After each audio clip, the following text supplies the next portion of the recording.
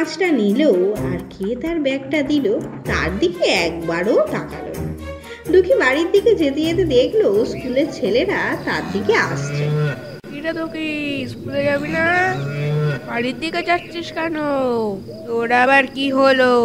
জানিস তো কাল থেকে কিচ্ছু খাইনি, খুব খিদে পেয়েছে, তাই বাড়ির দিকে যাচ্ছি। এই তোর বড় ব্যাগটায় কি আছে দেখি। দুঃখী দেখাবে না আর রামুও শুনবে না। দুজনে টানাটানি করছে, এমন সময় দেখি বলছি। অতি ঠাস করে চড় মারলো রামুর গালে। রামু ব্যাগটা ছেড়ে দিয়ে পিছনে তাকিয়ে দেখে বাবা গো বলে অজ্ঞান হয়ে গেল। বলায় পিছনের ভূতটা আগেই দেখে বাড়ির দিকে ছুটে পালিয়েছে। এটা রামু আগে দেখেনি, না হলে ওরও হুঁশ হারিয়ে যেত। দুঃখী টাকার ব্যাগটা পেয়ে আর কারোর দিকে তাকাচ্ছে না। বাড়ি ফিরলে যেন তার প্রাণটা একটু ধরে আসবে।